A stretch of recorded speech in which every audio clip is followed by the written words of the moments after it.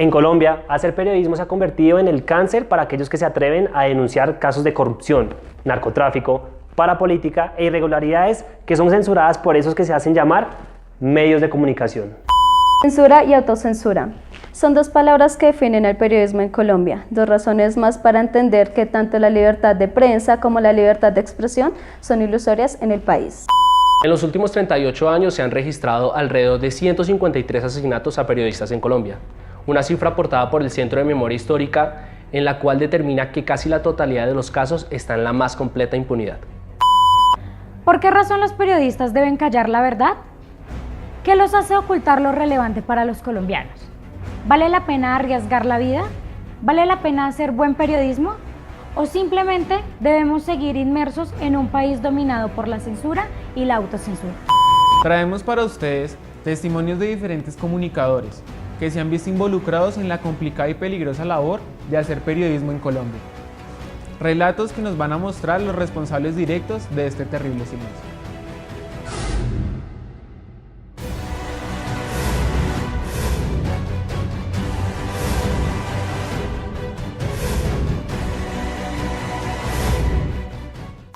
Las cooperativas Convivir en Antioquia se definieron como grupos de vigilancia, seguridad privada y aprobadas por el gobierno de Ernesto Samper entre 1994 y 1997, pero se fortalecieron de alguna manera durante la gobernación de Álvaro Uribe Vélez como líder de ese departamento.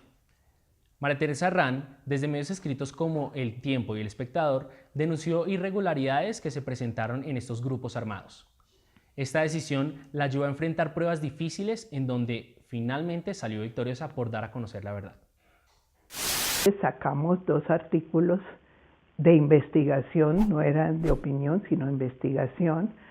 Se puso furioso Álvaro Uribe y Pedro Juan Moreno nos denunció penalmente por calumnia en juria. Entonces, evidentemente, pues eso suscitó pues unas reuniones con la redacción y nos dimos cuenta que era imposible, digamos, aceptar, rectificar, porque evidentemente se trataba de un atentado contra la libertad de prensa. Diferentes medios de comunicación han logrado realizar un rastreo de los distintos descubrimientos sobre la red de trata de la Policía Nacional. La primera denuncia en televisión la realizó el periodista Iván Cruz en el Canal Capital, posteriormente en el Canal 1. Este escándalo fue titulado por diferentes medios como La Comunidad del Anillo. Este hecho le ocasionó diferentes problemas al comunicador. Aquí, si no te matan por hacer una gran investigación, te amenazan a un familiar y entonces te toca irte del país o te toca dejar de hacer denuncias para que no te maten en la familia. O a uno mismo, ¿no? Muchas veces corre peligro la vida de uno mismo. Una vez tuve que perder una chiva periodística aquí en Canal Capital por temas de seguridad de varias personas del canal. No voy a dar nombres, no viene el caso, pero sí me pasó. Y yo perdí esa chiva periodística y después otros medios la sacaron. Finalmente esa persona en la que se denunciaba por corrupto y todo, nunca le pasó nada. Está casado con una presentadora de televisión famosa y fuera de eso es primo de un par de hermanos que son senadores de la República. Premios como el India Catalina, el Simón Bolívar y diferentes reconocimientos son otorgados a periodistas que desarrollan su labor con ética y pasión. Los hermanos Morris, por medio de la serie televisiva Contravía, dieron a conocer hechos que sucedieron durante el conflicto armado colombiano, arriesgando no solo sus vidas, sino también las de sus familias, por ejercer un periodismo que defendía los derechos humanos. Bueno, digamos que uno de los capítulos más ejemplificantes sobre lo que hizo Contravía es uno de los capítulos dedicados a las tomas, a las diferentes tomas que hizo la guerrilla de las FARC a Toribío en el Cauca, una de las zonas más azotadas por el conflicto armado y en especial por las tomas guerrilleras de las FARC. Denunciamos la intervención de los grupos paramilitares en los negocios de Palma, en las zonas de Urabá y en las zonas de Antioquia, y eso trae la incomodidad de sectores y gremios económicos. Denunciamos la financiación de Chiquita Brands a grupos paramilitares y eso trae consigo retaliaciones y el disgusto de los gremios económicos. Bueno, nosotros sufrimos durante 10 años lo que se llamó la persecución del DAS. ¿En qué consistió? Una vez nosotros denunciamos lo que había sido la masacre de unos niños de 2 y 3 años en la comunidad de paz de San José de Apartado con sus respectivos padres, una masacre hecha pues con garrote sobre unos niños indefensos, y denunciamos que esta había sido en alianza con miembros del ejército. Esto pareciera que hubiera generado una rabia institucional.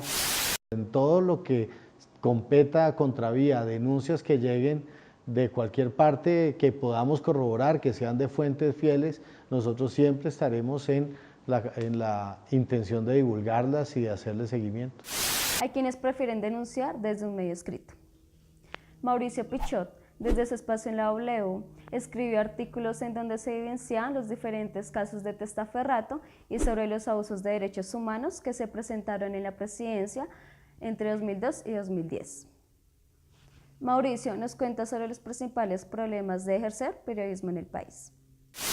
En Colombia no hay libertad de expresión y mucho menos hay libertad de prensa. El periodista constantemente en este país está supeditado a los distintos intereses políticos y económicos que finalmente vienen siendo el mismo y a las amenazas de las organizaciones armadas al margen de la ley, sean de extrema derecha o sean de extrema izquierda. En la W constantemente, por ejemplo, los temas que denunciábamos, sin mencionar uno específicamente, pero los temas que denunciábamos eran producto de amenazas, de hostigamientos por parte de organizaciones al margen de la ley, los señalamientos contra grupos paramilitares, contra políticos vinculados con el paramilitarismo, contra el propio gobierno del entonces presidente Álvaro Uribe Vélez durante 2 periodos en relación con los hechos que ocurrieron en esos 8 años de chuzadas ilegales a periodistas, a magistrados, a opositores políticos y distintos actos de corrupción eran susceptibles de amenazas y de hostigamientos. Existen periodistas que se atreven a ir más allá. Con argumentos y pruebas demuestran que en muchas ocasiones no se respetan los derechos y la privacidad del periodista. Julián Martínez realizó una extensa investigación sobre las chuzadas del DAS que tuvieron lugar durante el gobierno de Álvaro Uribe. Hechos que se evidencian en su exitoso libro Chuzá DAS. Tuve acceso a información sensible frente a los hechos que estaba desarrollando el DAS contra cualquier persona que discrepara de Álvaro Uribe. Entonces, en algún momento cuando yo era periodista de Noticias 1, siendo el caso de las chuzadas tan apasionante, en una nota de 1 minuto, de 2 minutos, no quedaba muy claro como esa cadena criminal y ese concierto para delinquir que se organizó desde la presidencia. Entonces, en algún momento en mi vida me senté a escribir un libro que se llama Chuzadas, 8 años de espionaje y barbarie. Ha sido un libro que ha calado en la opinión pública y que hoy en día constituye un elemento importante de memoria. Ahora hay unas amenazas contra la libertad de prensa mucho más sofisticadas, que no implican el asesinato de un periodista. Por ejemplo, que a uno lo llame, digamos, el jefe de redacción o el director del medio donde uno trabaja, molesto porque uno le está pidiendo explicaciones a Cerrejón o a Pacific Rubiales, o cuando uno hace una investigación de los ingenios azucareros. Pedro Vaca es el director de la Fundación para la Libertad de Prensa, una entidad que se ha encargado de defender y apoyar a periodistas que han sido amenazados por ejercer su labor. Vaca resalta que el periodismo en Colombia debe ser protegido y salvaguardado en toda su expresión. Es decir, aquí en Colombia un fenómeno es lo que a los periodistas les pasa por su trabajo, es decir, el castigo por hablar, el castigo por publicar, y después ese fenómeno también deriva en atmósferas, ¿no? Incluso en Colombia ya hay experiencia para atender, por ejemplo, casos de periodistas amenazados, pero no hay experiencias para atender fenómenos de autocensura, de silenciamiento. Un ejemplo para mí clave de este fenómeno es el departamento de Córdoba.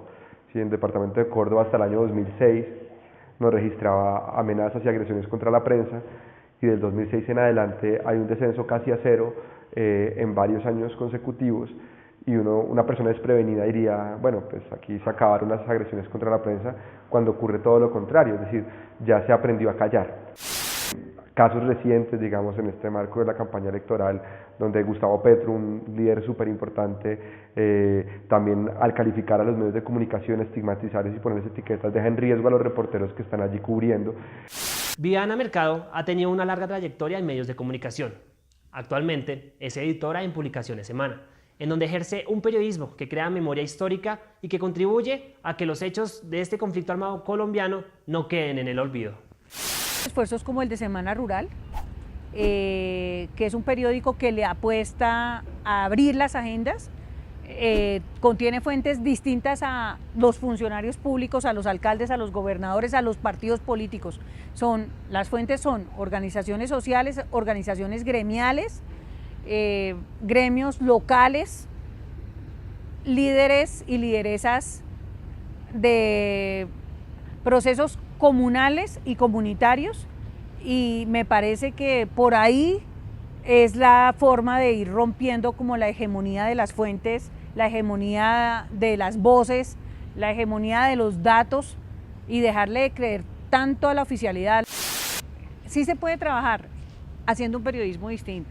La silla vacía muestra que hay un periodismo que puede ser de investigación, no un periodismo visceral, no un periodismo de odios, sino un periodismo que contrasta fuentes. ¿A quién no le interesa? Pues a quien necesite mantener las estructuras y el sistema de cosas como está. Ese es el periodismo de pugnacidad, de polarización, de crear odios, de trabajar sobre la venganza, de trabajar sobre la declaración pugnaz. Ese periodismo le sirve para no trabajar los temas en profundidad, que si los trabajáramos y fuéramos reflexivos y conscientes de esos temas, con seguridad como ciudadanos actuaríamos para que las cosas cambiaran. Si a estos esfuerzos periodísticos no entran los empresarios, que son los dueños de los medios de comunicación que tienen sus agendas, pues va a ser muy difícil hacer un periodismo más allá de las declaraciones y de la pugnacidad. ¿Por qué? Porque este es el periodismo que es funcional a lo que tenemos. Entonces me parece que hay que incluir en estos debates periodísticos a quienes son los dueños de los medios. Trabajen periodísticamente con mucha pasión, y con mucha pasión los temas que este país necesita que se trabajen. No dejen que sean sus jefes los que les impongan los temas que ustedes en su corazón sienten que tienen que trabajar. Hay muchos temas para construir este país. Creo que es muy importante que además de periodistas que innoven, que tengan preocupaciones por los temas que esta sociedad necesita, necesitamos que haya periodistas que defiendan la libertad de prensa. La libertad de prensa es un derecho frágil, la censura está al acecho. Ustedes lo pueden ver en cualquiera de nuestros informes. Sepan que está la Fundación para la Libertad de Prensa para protegerles y para apoyarles en estos casos que espero no les sucedan, pero sobre todo sepamos de la libertad de prensa como un valor democrático. Básicamente les quiero decir que esta carrera es de pasión, esta carrera es de dedicación. El talento que uno pueda tener como periodista para aprender a investigar, para poder escribir, para poder hacer una gran nota, eso lo va dando el tiempo, lo va dando la experiencia, pero realmente lo que puede diferenciar a un periodista de otro, y desde ya, siendo estudiantes, porque uno es periodista, desde que toma la decisión de ser periodista, cuando uno duda, tener curiosidad, entender que el escepticismo es el primer deber del periodista. Lleven a cabo este oficio desde sus adentros, que lo hagan con las tripas, que lo hagan con ganas, que lo hagan con pasión y que lo hagan hasta donde puedan sin callarse nada. Yo los invito a todas las nuevas generaciones de periodistas a que hagan su trabajo con pasión, con amor, a que nunca sacrifiquen la verdad por un sueldo, por decirle al jefe que sí, por miedo a perder su trabajo. Siempre tratar de decir la verdad, de ir a la profundidad de lo que es el periodismo, ¿no? Contar, denunciar. Una cosa es ser periodista, otra cosa es ser jefe de prensa. El periodista está para denunciar, para ponerse del lado de la gente y siempre para mostrar las dos caras de lo que pasa. Nunca quedarse con la cara oficial porque siempre te van a engañar. Siempre sigan su conciencia, su propia conciencia, su propia ética, sus propios principios. Y eso les garantiza una cosa que generalmente no se concatena con la ética periodística, y es que pueden hacer un muy buen periodismo si ustedes siguen los principios de independencia, pluralismo, equilibrio, en un momento tan difícil en que, por ejemplo, las redes sociales pues se llenan de fake news, etcétera. Esta es una responsabilidad adicional que tienen.